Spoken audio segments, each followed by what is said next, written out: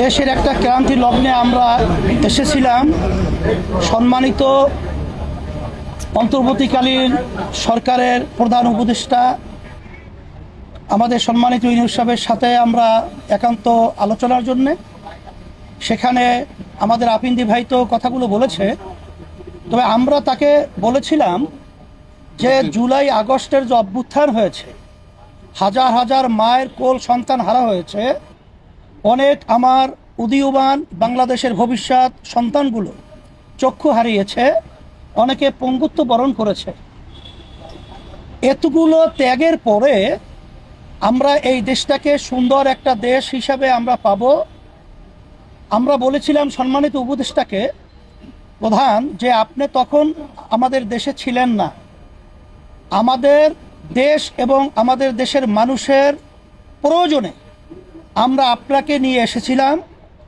আমরা একত্রে সুন্দর দেশ গড়ার লক্ষ্যে মাঝখানে চলার পথে আপনি হয়তোবা কষ্ট পেয়েছেন বা আপনাকে কাজ করার সুযোগ দেওয়া হচ্ছে না, বিভিন্ন কায়দায় মানসিক ব্রেন বিভিন্ন ধরনের টর্চার আপনার উপরে চলছে, এটা আমরা অনুভব করছি। আমরা বলছি যে আমরা যদি যারা নাকি রাজপথে দেশ গড়ার যোদ্ধা রয়েছে, এখানে আমরা জিতলে একসঙ্গে জিতবো, ঠকলেও একসঙ্গে ঠকবো, কিন্তু মাঝ পথে আপনি রণভঙ্গ দেবেন আর মাঝপথে সমুদ্রে আপনি আমাদেরকে ফেলে চলে যাবেন, এটা হতে পারে না। এই ধরনের চিন্তা আপনার মাথায় যেন না আসে, এইটা আমরা আশ্বস্ত করেছি। আর সাথে সাথে আমার ভাই তো বলেছেন যে আমরা প্রয়োজনীয় সংস্কার যদি না হয়, জাতির যে একটা প্রত্যাশা সুষ্ঠু একটা নির্বাচন, সেখানে পেশি শক্তি, সেখানে কালো টাকার দৌরাত্ম্য সহ বিভিন্ন পর্যায়ে ঘাপটি মেরে যারা নাকি নির্বাচনকে প্রশ্নবিদ্ধ করবে, এই বিষয়াদিগুলো যদি সংস্কার না হয়, সেখানে নির্বাচন তো আবার সেই বিগত দিনের ইতিহাস যেখানে কলঙ্কিত, সেই আবার এই 24 যে আগস্টের যে অভ্যুত্থান, সেটা আবার বাস্তবায়ন হবে, এটা আমরা চাই না। এই জন্য আমরা বলছি প্রয়োজনীয় সংস্কারগুলো আপনারা দৃশ্যমান তড়িৎ আপনারা এটা করবেন।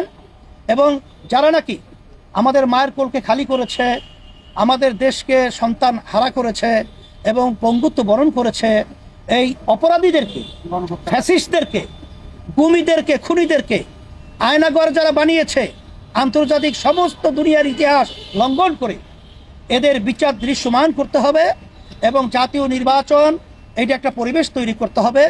আর সাথে সাথে আমরা স্থানীয় নির্বাচনের ব্যাপারেও আমরা বলছি, এটা যদি আগে হয় তাহলে কালো টাকা এবং পেশি শক্তির প্রভাবটা সেখানে এলাকায় ওভাবে তারা করতে পারবে না, বিধায় সুন্দর একটা জনপ্রতিনিধি একটা প্ল্যাটফর্ম তৈরি হবে, এটা আমরা আলোচনা করেছি। আর সাথে সাথে আপনাদের সকলকে আমরা ধন্যবাদ জানাই এর জন্যে যে আমরা যেন এই দেশ গড়ার ব্যাপারে আমরা সবাই একাকার হয়ে অন্তর্বর্তীকালীন সরকার সহ এবং যারা আমরা রাজনৈতিক জুলাই অভ্যুত্থানে যোদ্ধা যারা আমরা ছিলাম, প্রশাসন সহ সাংবাদিক বন্ধুরা সহ সকলকে আমরা একত্রিত হয়ে আমরা দেশ গড়ার ব্যাপারে আমরা যেন একাকার হয়ে কাজ করতে পারি। আপনাদের সকলকে ধন্যবাদ জানাচ্ছি এবং আমাদের আলোচনা অত্যন্ত সুন্দর ফলপ্রসূ হয়েছে। এবং বলেছি আমরা যে আমাদের সকলেই আমরা অনেকে তো দাবি করি ডিসেম্বর নির্বাচন হওয়া, 25, কেউ দাবি করি রমজান, কেউ দাবি করি অমুক। আমরা বলেছি আপনারা সময় তো খুব বেশি এখানে হেরফের না, আপনি বলছেন জুনের মধ্যে, এবং আজকে আমাদের সম্মানিত প্রধান উপদেষ্টা বলেছেন জুনের একদিনের পরেও এই সরকার থাকবে না 2026, এটা আপনারা নিশ্চিত থাকে, এটা পরিষ্কার সে বলেছে।